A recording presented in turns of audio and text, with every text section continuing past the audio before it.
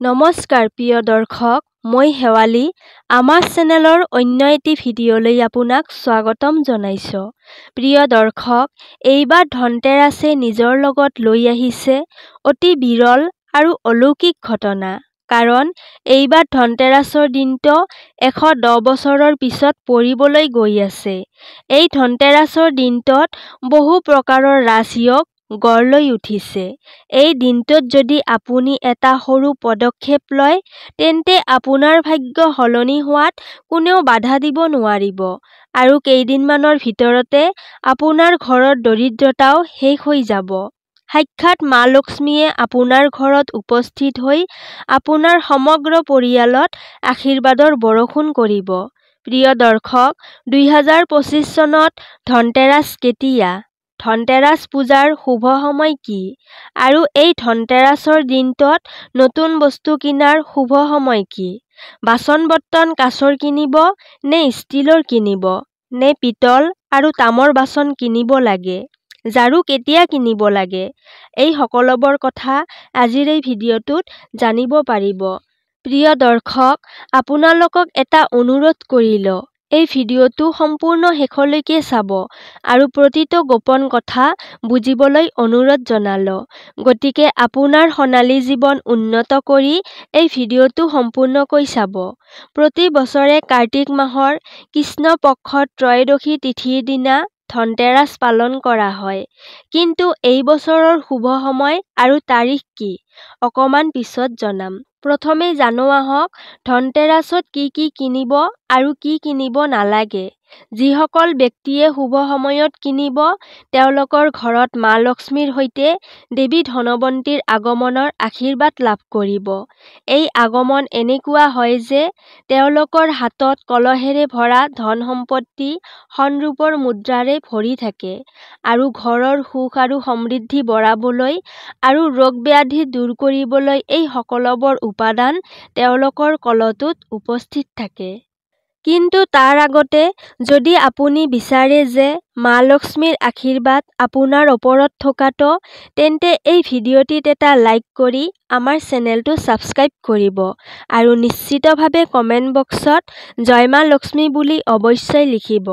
প্ৰিয় দৰ্শক, এই দীপাৱলীৰ মহা উৎসৱটো 5 দিনলৈ থাকে আৰু ধনতেৰাছৰ উৎসৱটো প্ৰথম দিনটোত পালন কৰা হয়। হিন্দু পৌৰাণিক কাহিনী অনুসৰি ধনতেৰাছৰ তিথিৰ দিনা ভগৱান ধনৱন্তীৰ জন্ম হৈছিল। ভগৱান ধনৱন্তীক আয়ুৰ্বেদ আৰু সুস্বাস্থ্যৰ দেৱতা হিচাপে পূজা কৰা হয়। দীপাৱলীৰ দিনা ভগৱান ধনৱন্তীৰ পূজা কৰিলে জীৱনত সুখ, সমৃদ্ধি, ধন-সম্পত্তি আৰু সুস্বাস্থ্যৰ আশীৰ্বাদ পোৱা যায়। লগতে এই দিনটোত বজাৰ কৰাটো অতি শুভ বুলি গণ্য কৰা হয়। ধনতেৰাছৰ দিনটোত সকলো ধৰণৰ শুভ কাম আৰম্ভ কৰিব পাৰি।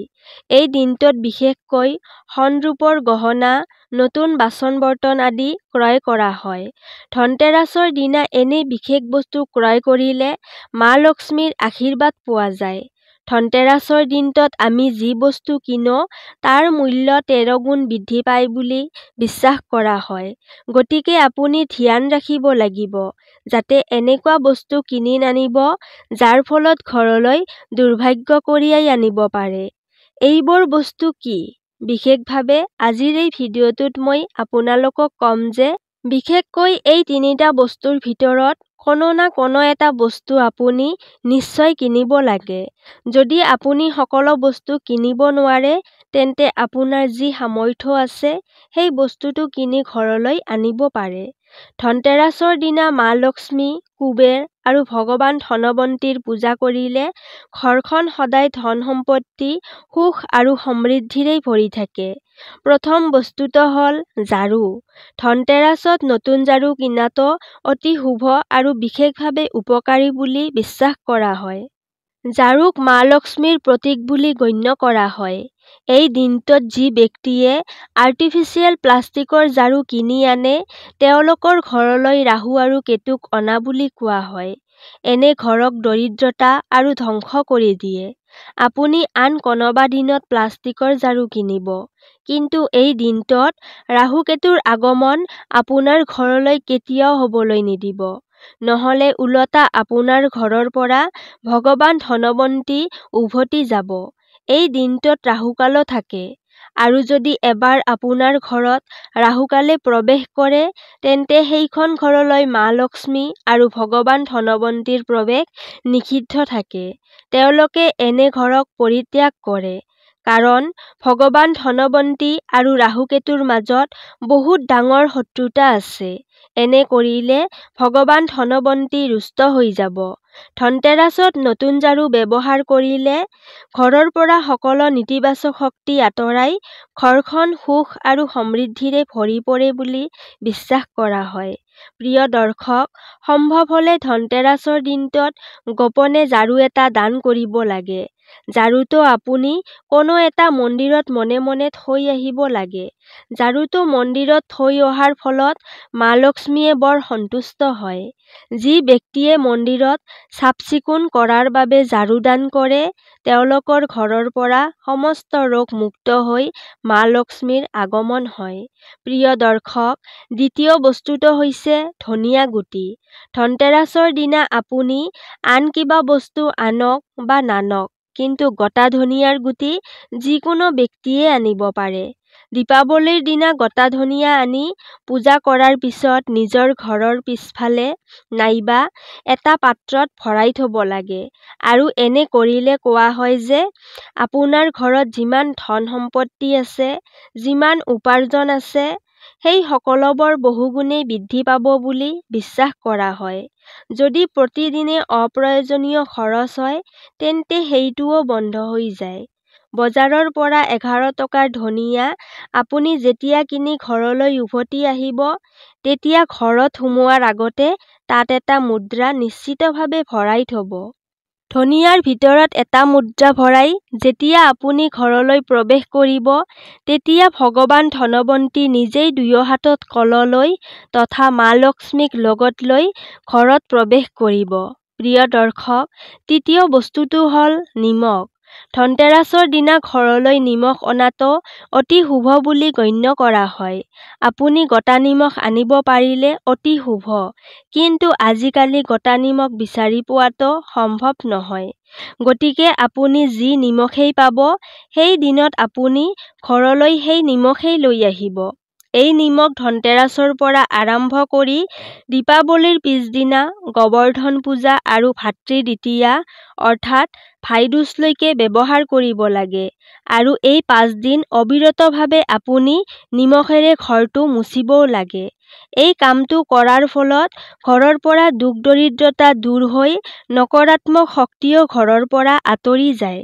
যেতিয়া ঘৰৰ পৰা দৰিদ্ৰতা পলাই যাব তেতিয়া ভগৱান ধনৱন্তী আৰু মা লক্ষ্মীৰ আগমন নিশ্চয় হ'ব। তেতিয়াহ'লে আহক এইবাৰ আৰম্ভ কৰোঁ এই বছৰত ধনতেৰাছৰ ৰহস্যৰ বিষয়ে।